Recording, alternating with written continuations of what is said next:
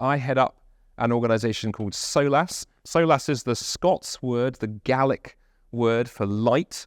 So although I live in England, we are headquartered, the organisation I lead, in Scotland, and we do two things. We love taking the gospel out of the four walls of churches and helping churches and university groups put on evangelistic events that engage people's questions, whether that's on campus or in cafes, pubs, restaurants, hotels. We find if we go where non-Christian people actually are, there's a spiritual interest out there, even though they may not come across the four walls of our doorsteps of our churches at first. And then we love teaching and training and equipping Christians to feel more confident and talk about their faith with their friends and their neighbours. And if you want to find out more about us, there's our website.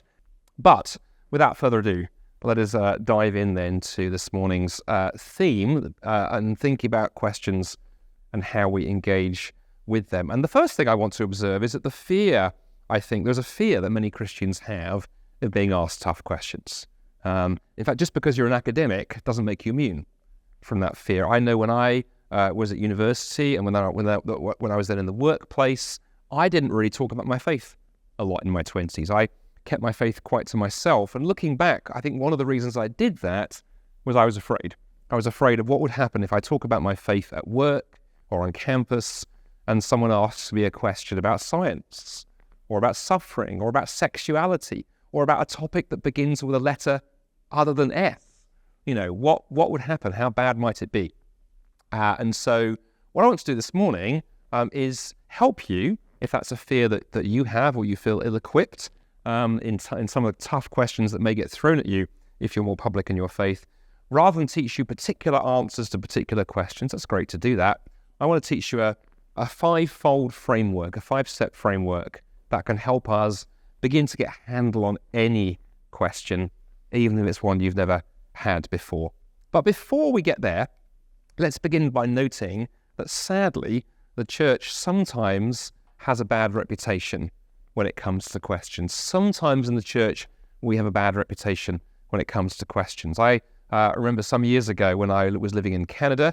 I live in the UK now, but we lived here for 6 years in Canada, and my local university was the University of Toronto, and I was regularly on that campus because that was where I finished my PhD off in their wonderful library. And I remember on one occasion talking to a student I met on campus there, and when he found out I was a Christian, he very quickly said to me, he said, "Oh, that's interesting." He said, I used to be a Christian, but I'm not any longer." And interestingly, there was a sort of note of sadness in his voice. He wasn't triumphalistic. It's almost quite a sad comment. So I said to him, "Oh, I'm interested to hear that. What happened? What's your story?" And he said, "Oh, it's simple, really." He said, "I was raised in a very fundamentalist church, very, very rigid, very, very fundamentalist church." He said, where really we were just told what to believe and left to get on with it. But then he said, in my teens, I fell in love with science. So I came to the University of Toronto to study biology. And he said, I very quickly discovered that I was being taught things at university that contradicted what I'd been taught in church. Obviously, big one, the book of Genesis. I was being taught the theory of evolution on campus, and at church it was just, 6-day creation and that kind of thing. And I was struggling to answer these questions. "So what did you do?" I said. He said, "Well, I booked an appointment with the pastor to talk about this." I said, "Oh, fantastic." I said, "Because there are so many great books that will help you with that. Presumably your pastor, did he introduce you to some of the ways you can think about these things?" And the student said, "Well, no, not exactly." I said, "What do you mean, not exactly? What did your pastor do?" And the student said, "My pastor was totally dismissive. My pastor looked at me and said, 'It's really easy, son. It's really easy. Choose the Bible or choose biology. Next question, please.'" "So what did you do?" I asked. "Simple. I chose biology." Now, I have to confess that conversation moved me almost to tears. Actually, I was deeply saddened because although thankfully I was able to introduce the student to some great resources on that question, stuff written by Christians in the sciences, there'd been a huge amount of damage done. That clueless pastor had dismissed a perfectly valid question. He hadn't asked the question back. He hadn't taken the time to understand. He hadn't offered any help. And in so doing, that young guy had taken the obvious conclusion, there are no answers, and had walked away. So as we speak with our friends, neighbours, colleagues, classmates, peers on campus, it is essential that if they have questions, or objections to our faith, it's just absolutely crucial that we do our very, very best to address them. So in a minute, I'm going to show you, as I say, 5 simple steps that you can use for beginning to answer all kinds of questions. But briefly before we come to there, let me just share with you some crucial principles that we should bear in mind when we have these kind of conversations. When we're engaging with friends, neighbours, colleagues who have tough questions, just some guiding principles before we leap in. First one, and this I think is crucial for academics because we are men and women who like the life of the mind, otherwise we wouldn't be academics. Remember, our task is to answer the questioner, not the question. By which I mean, behind every question there's a person with a story. And if you're not careful, particularly if you're wired intellectually, you can leap straight into, right, yes, I know the answer to this one, let me tell you the answer to this question. And you've missed the fact you need to engage with the person. So just remember, our goal is to answer the questioner, and the question is secondary. And sometimes, by the way, we may come to this, we go, sometimes the question that's presented with is not the issue. I've had people present with one question, and then you talk to them for a while, and it turns out something else is going on. And so, yeah, just remember, our task is to answer the questioner. Second thing, remember to clarify a question. Again, for those of us wired intellectually, it can be easy if someone asks a question to go straight into answer mode. Someone asks you a question about faith and science next week, and you're like, well, I was at ELF and I heard Sharon Dirks give this great talk. Let me tell you in half an hour what she said. And your poor friend is like, whoa. Just start by clarifying. I always find when someone asks me a question, I like to begin by asking things like, that's a great question. Why do you ask it? It can be an interesting thing to ask. You might clarify a word, for example. Someone says to you, there's no evidence that God exists. I can't see how you can be a Christian. Rather than leap in and start giving them 10 reasons, what about if you said, hey, interesting you use the word evidence. What do you mean by evidence? What does that word mean to you? What would you need to see or hear? And then why do you think things is an interesting question to ask. If someone says to you, I can't trust the Bible, I don't think it's reliable, don't, again, leap straight into defending the word of God. What about beginning by saying, well, that's interesting. What is it you've read or heard that's led you to that conclusion? Why is it you think what you do? And that forced your friend to do some work. And so instinctively think, I want to lead with a question before I start answering. By the way, notice that Jesus does this all the time. Jesus asks 307 questions in the Gospels. He only answers 8 directly. Those statistics should give us a clue that questions are very, very powerful. And thirdly, important one, be willing to admit your limitations. You can do a lot of damage if somebody asks you a question that you don't know the answer to, and you really try and fudge it and mess around and just do a ham-fisted job of it. It is much better for the gospel, actually, if you say, that's a brilliant question. I really confess I don't immediately know the answer. But if that question matters to you, leave it with me, and I will find the answer. And then be good to your word. Do the research. Talk to an older, wiser Christian. Read a book. Do a web search. The one exception to this is there are some questions for which probably every Christian should have an answer. The most obvious one for me is the problem of suffering, because we live in this broken, messy world. An non-Christian friend says to you, how can you be a Christian with all this suffering in the world? We've had the COVID pandemic. We've got Putin in Ukraine. How can you be a Christian with suffering in the world? If your response is, well, do you know what? I've never really thought about that. I don't really know. They're not going to think you're humble. They're going to think you're naive. So there are some things that probably, as a disciple of Christ in a complicated world, you just need to have thought about a little bit. But often, admit your limitations. Right. Those basic principles in place.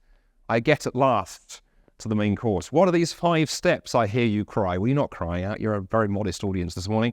But I was expecting someone by now to go, get on with it. We want 5 steps. I like lists, and I'm an academic. So I've given you an acronym this morning. I have 5 steps for you this morning based around the word share. That took 6 hours to come up with that acronym. I hope you're impressed. I juggled words all morning before finally I found some that fit. 5 steps that you should go for when you're faced with a questioner. So here's the first one. The first step you need to do is sympathize. When someone asks a question, begin by sympathizing. Affirm the questioner. For example, saying to somebody, that's a great question, is a wonderful way to begin. Affirm the person who's asked you the question. If you've had that question in the past yourself, great way to make a connection, to say, it's a brilliant question. I remember I used to ask that question myself. Anything that builds rapport with the person that you're talking with, because now you're engaging as human beings, not just as brains on sticks. So sympathize, make a connection with a person. Next thing you can do is you want to look for the hidden assumptions. Every question has assumptions lurking below the surface, things that the questioner has brought into the conversation and has probably not realized they've done so.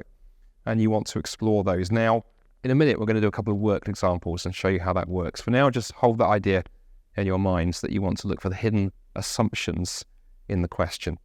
Thirdly, we're going to look to apply the Bible. As we begin engaging with our friend's question, what you want to do is begin gently encouraging them to think about that question from the perspective of the Bible.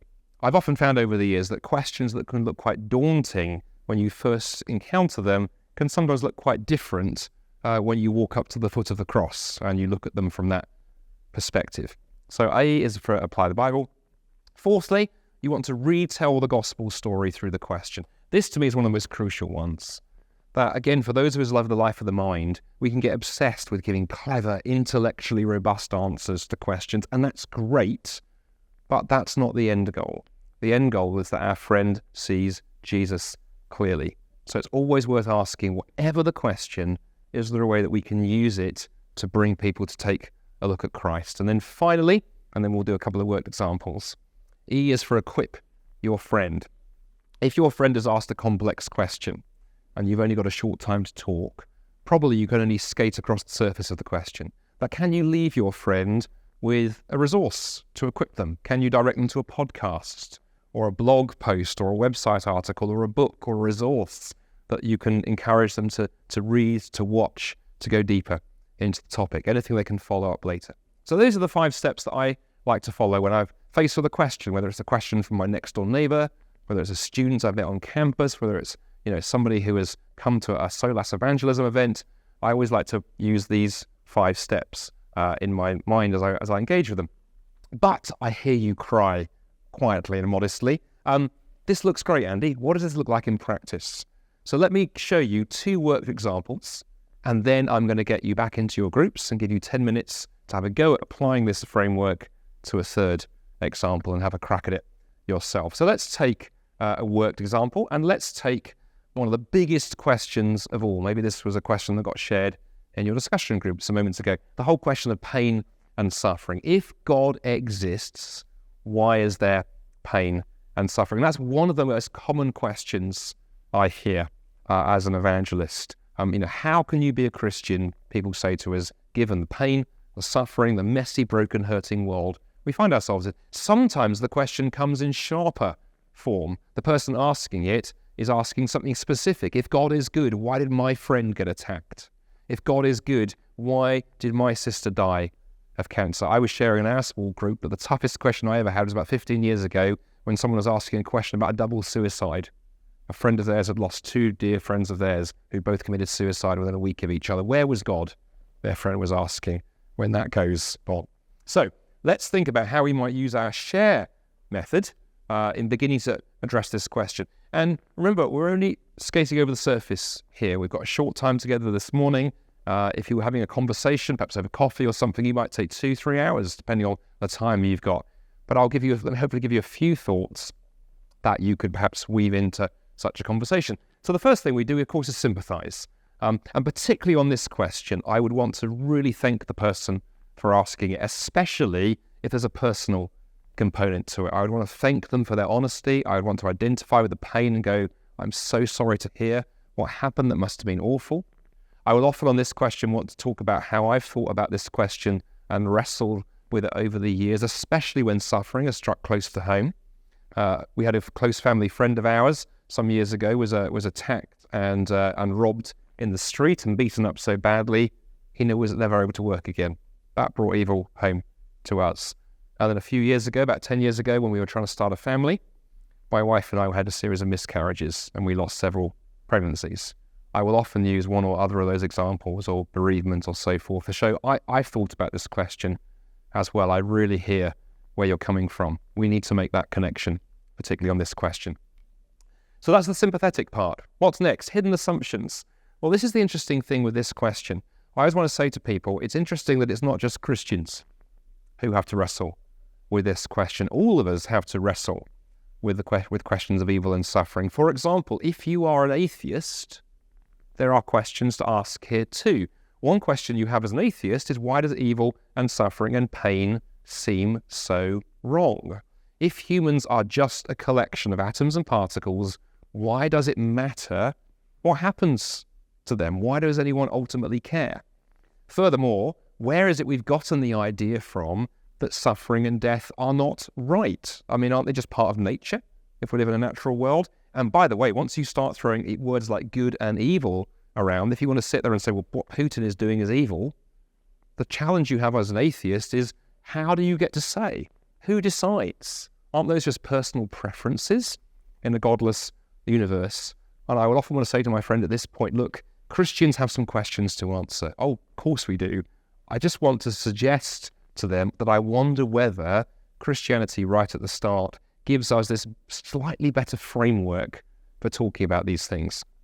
In fact, as C.S. Lewis, who was an atheist for about half his life, once remarked, looking back on his 30 years as an atheist, he said, back then when I was an atheist, my argument against God was that the universe seemed so cruel and so unjust. But how had I got this idea of just and unjust? A man does not call a line crooked unless he first has some idea of a straight line. So there's a whole area of hidden assumptions here that we can explore. And we don't do this, by the way, in some sort of gotcha type moment. We don't want to try and score points off our friend and go, ha, you got problems too. We want to do it by getting them thinking and getting them realizing there's more to this than they may have realized. Next up, we come to the third step, apply the Bible. And I'll often say to skeptical friends as we're talking about these kind of questions that one of the things I find so helpful about Christianity is the Bible is so honest about evil and suffering. In the very first couple of pages, it talks about the fact, doesn't it, that the world is not the way that God intended it to be. The Bible doesn't say, hey, the world is really wonderful, just, close your eyes and don't look at the bad stuff. The Bible is very honest that something has gone radically wrong with God's good creation, caused as human beings try to throw God out of the picture and make ourselves the center of the story.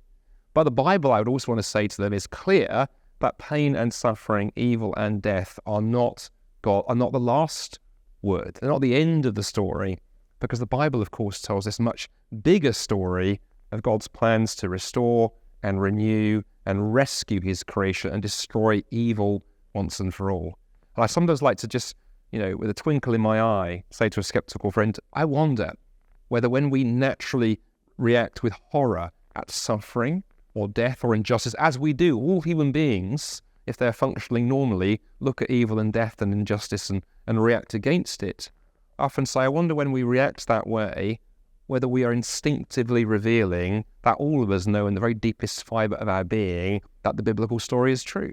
We know that death and evil and injustice are not what should be happening, and the Bible gives us a framework for those hunches. Well, we don't just want to end there, do we? We want to do our fourth step. We want to retell the gospel. And I often point out to people, it's interesting, isn't it? When we think about evil and suffering and injustice, what most of us want when we see evil and suffering is not something said about it. We don't want a clever academic answer. We want something done about it. When we see injustice, we want something done. And that's why we admire people who dedicate their lives to fighting injustice, why we dedicate who dedicate their lives to demonstrating compassion. I picked the word compassion there deliberately because I always want to get to that word in the conversation. Why? For this reason. Compassion is a fascinating word, the English word compassion. It's comprised of two Latin words, com, that means with, and passion, that means suffer. And so compassion literally means to suffer alongside. If you are a compassionate person, it means you are going to do something about suffering, but that costs you in the process. You're not just going to help remotely. You're going to get so involved that it's going to cost you personally. And at the heart of my Christian faith, I want to say to my friends, is I believe in a God who is compassionate, a God who hasn't simply said something about evil and suffering, but a God who in the cross of Christ has done something about evil and suffering, disarming it and defeating it at Calvary. But of course that defeat came at great price. We see in Jesus a God of compassion, a God who doesn't just merely enable us to name evil as evil, but a God who in Jesus dealt with it and gave us as Christians the certain hope that one day evil will be gone forever. Now, as you walk through that, no doubt your friend will ask all kinds of other questions, and that's fine. That's what conversation looks like, but that's the kind of rough framework I would use. But there's much more that can be said. And this is a particularly good area where it's useful to be aware of some great resources that you can connect your friend to and leave them with. Just three that I would mention and commend to you. On the left, we have Sharon Dirks, who was in this very room yesterday. He was not just a brilliant expert on brain and science and stuff, also wrote a wonderful book on suffering called Why. That's really worth checking out. You've also got Where is God in All the Suffering by a friend of mine called Amy Ewing, another brilliant academic and an evangelist. And on the end, Beyond the Big C by a friend of mine called Jeremy Marshall. Amazing book. Jeremy has been wrestling with cancer for many years. And that book is a phenomenal book on what it means as a Christian to be basically dying of cancer and doing that well. And what I like about all those three of those books, they're all personal. Not one of them is here's an academic answer. All of them are very biblical, very well-written books, but they're all also grounded in people who have suffered personally, and they're great gifts to give to skeptical friends. So that's the first example. And if you put your email address down on that clipboard, by the way, I will send you the slides, which will have all of those resources on us, or people taking photographs, so you can get those and have a look. Let's take a look at a second example that sometimes comes up, a question I often get asked, and then I say, well, I'll get you guys to work on one. Let's think about another tough question. What about the violence in the Old Testament? This is a question I often get, particularly from people who've had any kind of Christian background and walked away. What do we do with the fact the Old Testament can be quite bloodthirsty in places? How can you believe in a God of love? I've been asked, who commands Israelites to kill the Canaanites? Or one atheist friend actually put it even more bluntly. He said, isn't the God of Christians schizophrenic? He's a God of love in the New Testament. He's a God of violence in the Old Testament. There's no way you can reconcile them. The whole thing is nonsense. Tough question. How do we begin thinking about that one? Well, let's again think about what our 5-step share framework might look like. So let's begin with S. Rather than sort of leap in and go all academic on people, at least at first, why don't we begin by sympathizing? So whenever I'm asked this question, I always like to say, do you know what? That's a really good question.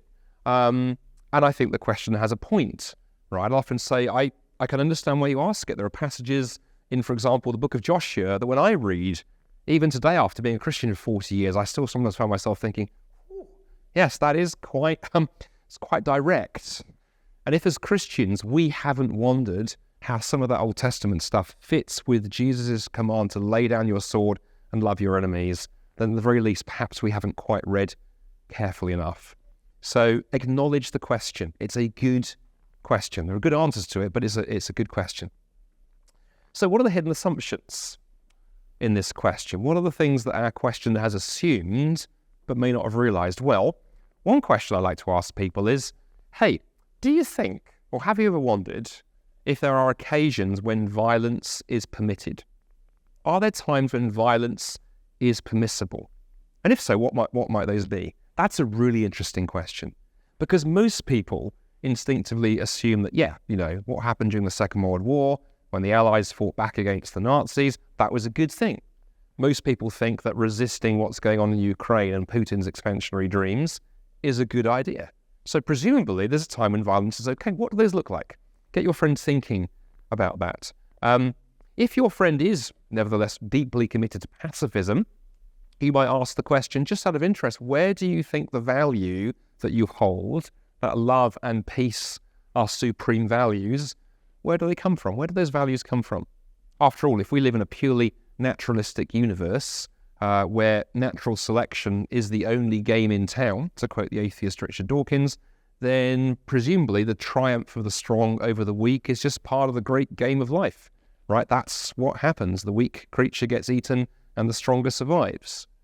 And so I want to say to my friends, I think the very fact that we read the Old Testament and we say, oh, gosh, that's tough, that's a sign of how deeply Jesus' ethics have seeped into our culture. that actually our friend who asked the question has actually themselves taken on board the ethic of Jesus. That's why they're asking the question in the first place. So how might we then move on to our third step and apply the Bible?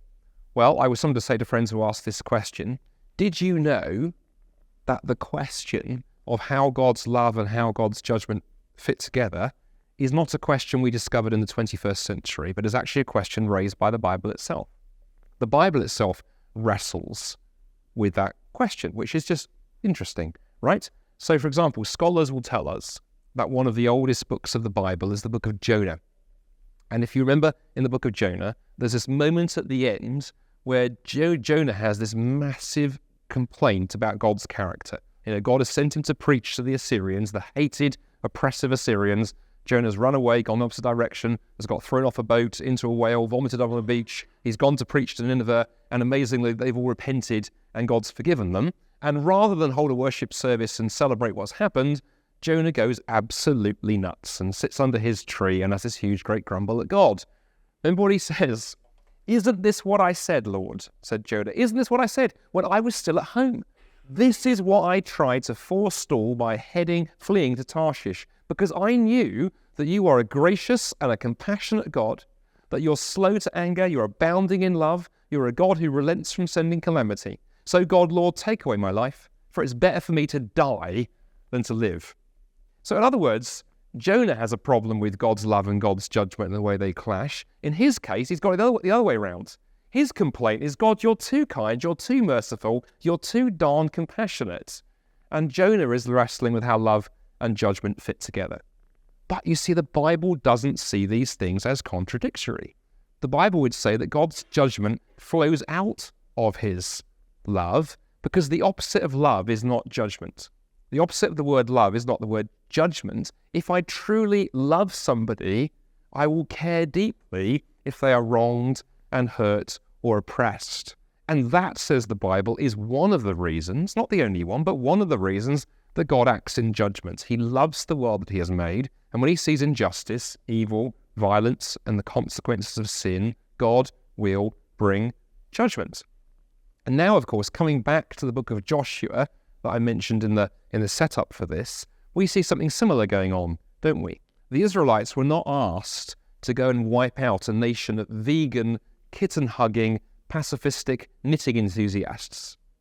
Rather, what we know from the Old Testament and from history, incidentally, is that Canaanite society was a truly evil one. It was one in which children were burnt alive in the worship of the god Molech, and all kinds of other stuff was going on. And we also know from the Bible that God doesn't rush to judgment. Earlier in the Old Testament, God says to Abraham that he will give the Canaanites 400 years, and after that, judgment will fall. And what I'm trying to do in bringing that into the conversation, tough as it may sometimes be, is I'm trying to help my friends see the wider story. Because when you get the context of a story, it can change how you see things. Context is crucial. Let me illustrate what I mean. Imagine you had never seen one of the greatest movies of all time, Star Wars. If there are any non-sci-fi fans here, come and talk to me afterwards. I will pray for you. Imagine you have never seen the movie Star Wars, and you walk into a room where a couple of friends are watching it, and you come in towards the end, and the very, very first thing you see on the screen as you walk through the door is Luke Skywalker firing his missile at the Death Star and blowing the whole thing up in a fiery explosion. And your reaction is to shout at your friends, What insanity are you watching? What kind of hellish movie is this? That's horrific. That guy with the bad haircut and the wooden delivery is a monster. He's just killed thousands of people. And in one sense, you'd be right. He has just killed thousands of people. But what you're missing the bigger picture. You've missed all the story about the evil empire, the destruction the Death Star has wrought as it's destroyed entire planets and people. You've missed that, and so you don't understand what's gone on. If you locate the act of judgment, though, in the bigger story, then it makes much more sense and it looks very different. You've got to get the wider story. And then, of course, we come to how we retell the gospel through this thorny question. How do we do that? Well, I often like to look for ways to say to people, I'm struck, the more I read the Bible, I'm struck by the parallels between the Old Testament and the New Testament. Remember, your friend may not know that the Bible was written over 1,500 years of history by 40 different authors, massive, great volume of books. We see the Bible today as one book, but of course it's a library, and your friends don't understand this. And so some of the parallels between the Old Testament and the New are fascinating. And one fascinating parallel is that in Hebrew, and the names Jesus and Joshua are the same. It's the same name in the Hebrew, and it has the same meaning. It means the Lord saves. So interesting, right? In both halves of the Bible, a guy with the same name goes to war against evil. Joshua's war against evil was one that used the sword, and it used warfare, and its results were temporary. It was a temporary victory. At the very best, what Joshua did in the Old Testament was a pointer forward to a much greater battle to come.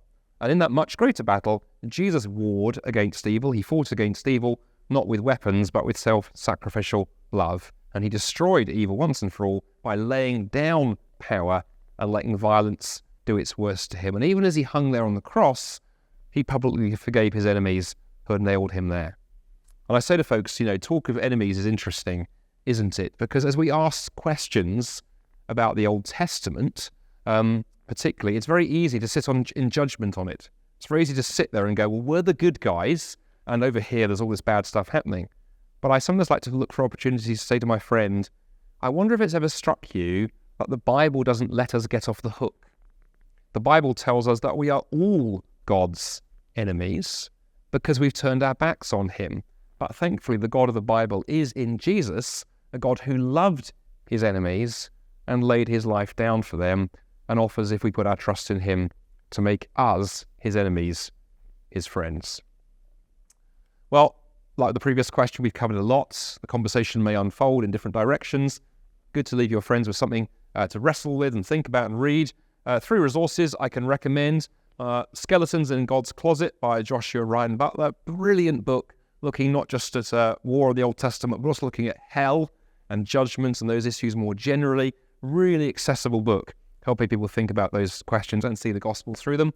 On the right-hand side, David Lamb's book, God Behaving Badly, which I love the title, and that book is the God of the Old Testament, angry, sexist, and racist. Again, I love the fact it addresses the question head-on. Really good book for someone who's wrestling with these things. And then in the middle, shameless plug, on the Solas website, we have a resource called Short Answers. These are about 160 5-minute videos answering a lot of the tough questions our friends ask in very non-Christian friendly ways, and we've got quite a lot on this topic, so you can go have a search through that and find a video to share with your friend. Right, 2 questions down. Now the fun really begins. Our third question then is another one I hear increasingly frequently these days. How can you claim Christianity is uniquely true given all the other religions in the world? Where I grew up in London, you could choose from Hinduism, Buddhism, Sikhism, Jainism, Judaism, secularism, Islamism. You could even support the local football team, Crystal Palace. We call that masochism. All those different isms. Thank you for laughing at that. And all those different isms. So how can Christians claim that Jesus is uniquely true? Doesn't that look arrogant and intolerant and just unbelievably narrow-minded? Get that question a lot. So what I'd like you to do is turn to the people you were with earlier, and let's take 8 minutes, because I want some time left for a couple of questions at the end. We take 8 minutes and have a play around with it. How might you begin to dig into this question using the share method? And I've put it on the screen to remind you. Sympathize, hidden assumptions, apply the Bible, retell the gospel, and equip your friend to that question of the uniqueness of Christianity and what of other faiths. Over to you for the next 8 minutes. Go for it. I realise we could take vastly more time on this because we only actually had, by the time with the announcements out the way, we had an hour kind of this morning. So it's a great exercise to go through at great length, but I hope you found it helpful. Let me just share with you a few thoughts very quickly, not to leave you hanging, but you probably come with all kinds of wisdom in your groups. What would I say around this?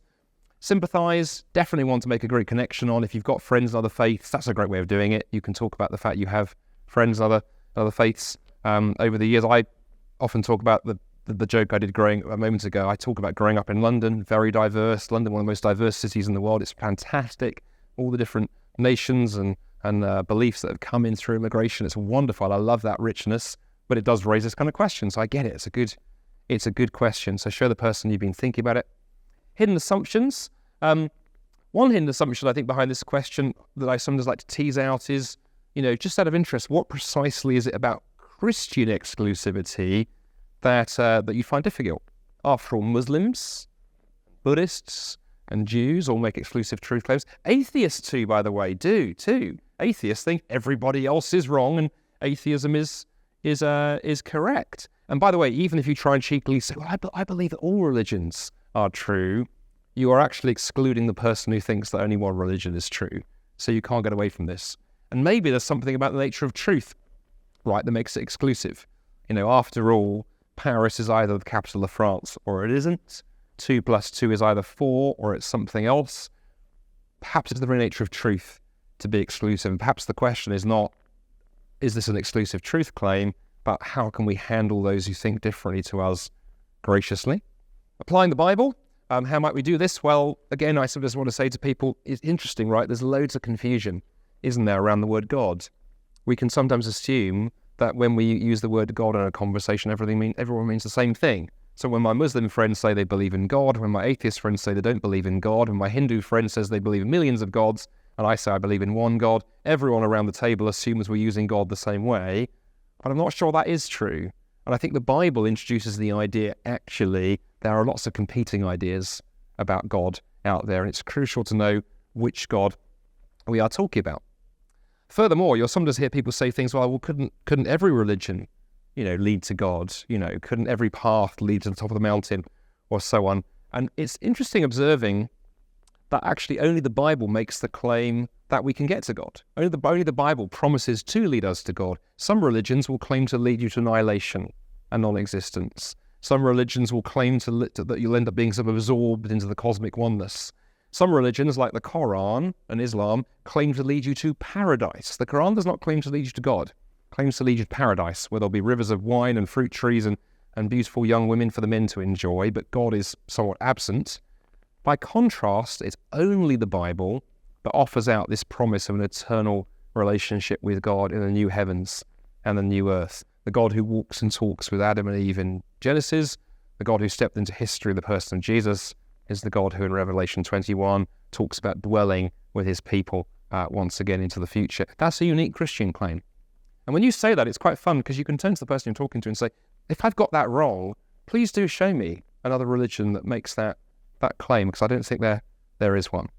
Retell the gospel. So many ways to do this, but for me, the obvious way of doing it is when people raise this objection to Christian claims of exclusivity, to just gently point out that's actually it's not a Christian claim in one sense, it's a Jesus claim. Jesus is the one who said, I'm the way, the truth, and the life, and no one comes to God except through me. So at the very least, the person, their problem is with Jesus, not with me as his follower. But the interesting thing is, although this is often framed as a religious question, I sometimes like to point out to people that actually it's interesting that Jesus was in some ways the most irreligious founder of any world religion. So I talked about words being interesting. God is an interesting word. Religion is another interesting word. Interesting to ask your friend what they think the word religion means. I think many anthropologists and sociologists would say, well, religions are systems of thought and structure and so forth that say that if you think the right things, Buddhism works this way on thought. If you have the right experience, lots of Eastern religions work that way. Or if you keep the right commandments, Islam would work that way, then you can sort of climb your way up to heaven and somehow get closer to God, satiate the spiritual hunger within. But the problem in all those systems is it makes you the center of the picture. It's your thinking, it's your experiencing, it's your doing that somehow gets you closer to God and so on. By contrast, the Bible flips the whole script and says you can think all the thoughts you want, you have all the experiences you want, do all the stuff you want. It doesn't work because we can't climb up to heaven because the gap is too great, but Jesus has climbed down to us. So actually, am I cheekiest when someone says, do all religions lead to God, or a variation of it? I like to sometimes respond, what if no religion leads to God? What if no religion leads to God, but what if God could lead us to God, which is what I think as a Christian has happened in Jesus? Well, as with all these questions, we've just scratched the surface, particularly this one got at high speed. How could you equip your friend? Well, 3 books that I found helpful, and if you're getting the slides, you'll have these come round to you. 3 books that I found really helpful on this topic over the years. Well, two actually, because one I can't say I found helpful. That's very cheeky, that third one. First one, Three Theories of Everything, written by a friend of mine called Ellis Potter. Ellis was a Buddhist monk for many years before he became a Christian, and it's a brilliant story, really, of his journey from Buddhism through atheism into Christianity. Three Theories of Everything. And it's a little book. It's less than 100 pages. It's commendable when authors write succinctly. Seeking Allah, Finding Jesus by Nabil Qureshi. Nabil died a few years ago, but was a dear friend of mine, Muslim convert to Christianity. And that's an amazing story of how someone who set out wanting to know more of God found that it was Jesus at the end of the path. And it's an astonishing book for the differences. Some guy called Andy Bannister wrote a book called Do Muslims and Christians Worship the Same God?, which really uses that question to unpack all of the differences between Christianity and Islam, and it has the benefit of having comedy footnotes as well. And lastly, the Short Answers video series I mentioned before. We've got loads of videos in there around this question. Do take a look. So with practice, we can learn to use this framework on all kinds of questions. So we sympathize, we look at the hidden assumptions, we apply the Bible, we retell the gospel story, we equip our friend. But as we seek to answer the questions of our friends and colleagues, last thought I want to leave you with, and we'll have a couple of questions, if there are any from the floor. Let's remember what we are doing. We are not trying to win an argument. We're not trying to show off intellectually, and we are certainly not labouring under the ridiculous assumption that we can argue people into God's kingdom. It's a crazy idea. We can't do that. What are we doing? Well, I mentioned C.S. Lewis earlier. One of his dear friends was a guy called Austin Farrer, who was a pastor and theologian, and he once said this about what arguments can do, and I think he nails it perfectly. He says, argument does not create conviction. Argument cannot create conviction, but the lack of it destroys belief. What seems to be proved may not be embraced, but what no one shows the ability to defend is quickly abandoned. Rational argument does not create belief, but it maintains a climate in which belief may flourish. And I love that idea, that what we're doing when we're answering people's questions and we're engaging what you can call apologetics, if you like long words, is that we're not creating faith, but we can, with wisdom and humility and with the Spirit's empowering, maybe we can just remove some of the debris that helps people, prevents people from seeing Jesus clearly. And everything I've taught this morning, by the way, comes from my kind of new book. I've got a book in the summer coming out called How to Talk About Jesus Without Looking Like an Idiot. This comes out in August. I have, by miraculous strong-arming of my publisher, managed to get, I brought 10 copies to ELF. I've sold half of them. So I brought 5 with me this morning. If you'd like to get hold of that book 2 months ahead of release, come talk to me at the coffee break. I will happily kind of sell you and sign you a copy. And what I've taught this morning is a condensed version of one chapter in here.